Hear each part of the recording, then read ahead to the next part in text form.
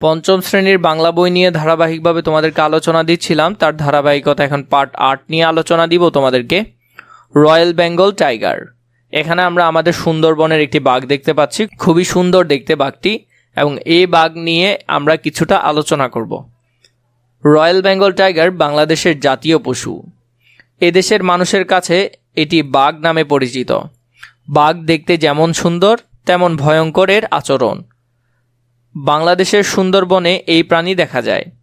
পৃথিবীতে অনেক প্রজাতির বাঘ আছে, কিন্তু রয়্যাল বেঙ্গল টাইগার সবচেয়ে রাজসিক বাঘ। রাজসিক বাঘ কেন বলা হয়েছে?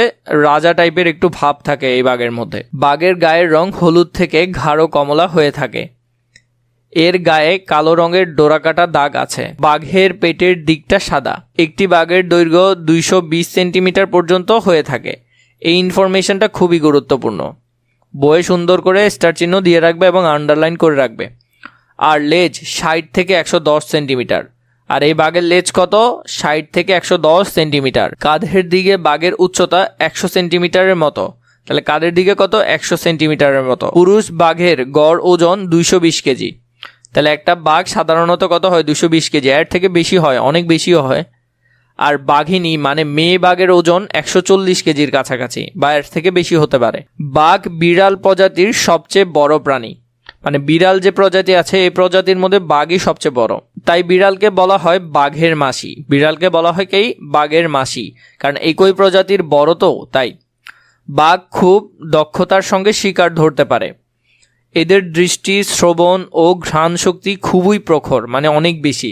তারা অনেক দূর থেকে দেখতে পারে এবং গন্ধ শুকে অনেক দূর থেকে চলে আসতে পারে। বাঘের আছে শক্তিশালী থাবা, মানে যে হাত বা পাঞ্জা যেটা আছে সেটা।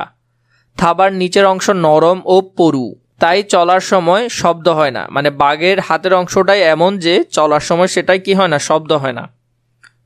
শিকার ধরার সময় থাবা থেকে নখ বেরিয়ে আসে। মানে যখন শিকার করবে তখন ওর হাত থেকে যে নখগুলো আছে সেগুলো বেরিয়ে আসে। খাবার চিবানোর জন্য এদের রয়েছে তীক্ষ্ণ ও ধারালো দাঁত আর মজবুত চোয়াল, মানে যে গালের যে চোয়াল আছে সেটা। একটি বাঘ সাধারণত দিনে 7 থেকে 8 কেজি খাবার খায়, মানে মাংস খায়, বিশেষ করে হরিণের। হরিণ, শূকর, বানরের মাংস ইত্যাদি বাঘের প্রধান খাদ্য। তাহলে বাঘের প্রধান খাদ্য হলো এগুলো। বাঘ খুব ভালো সাঁতার কাটতে পারে। বলা হয়ে থাকে সে নদী বা খাল পার হওয়ার সময় ঠিক সোজাসুজি এগিয়ে যায়। যদি স্রোতের কারণে কিছু দূর সরে যায় তবে আবার ঠিক আগের জায়গায় ফিরে আসে। মানে ও এত শক্তিশালী যে ও ঘুরে ফিরে একটু বেঁকে গেলেও আবার সোজা হয়ে যায়। এরা সাধারণত 30 থেকে 35 বছর বাঁচে। তাহলে একটা বাঘ সাধারণত 30 থেকে 35 বছর বাঁচে। বাঘিনী 3 বছর অন্তর 3-4টি করে বাচ্চা দেয়। 3 বছর অন্তর অন্তর 3-4টা করে বাচ্চা দেয়। বাচ্চারা প্রায় 1 বছর তাদের মায়ের সঙ্গে থাকে। একটি পুরুষ বাঘ বনের একটি নির্দিষ্ট অংশ জুড়ে রাজত্ব করে। সেই রাজত্বে সে অন্য পুরুষ বাঘকে ঢুকতে দেয় না। পরিবেশের ভারসাম্য রক্ষায় বাঘের ভূমিকা রয়েছে। যেমন বাঘের কারণে মানুষ সুন্দরবনে ঢুকতে ও বনের গাছ কাটতে ভয় পায়। তবে প্রাকৃতিক দুর্যোগ দেখা দিলে বাঘের জীবন বিপন্ন হয়। তাছাড়া কিছু লোক চামড়া ও অন্যান্য প্রত্যঙ্গের লোভে বাঘ মেরে ফেলে। তাই সুন্দরবনে দিন দিন বাঘের সংখ্যা কমছে। রয়্যাল বেঙ্গল টাইগার বাংলাদেশের অমূল্য সম্পদ।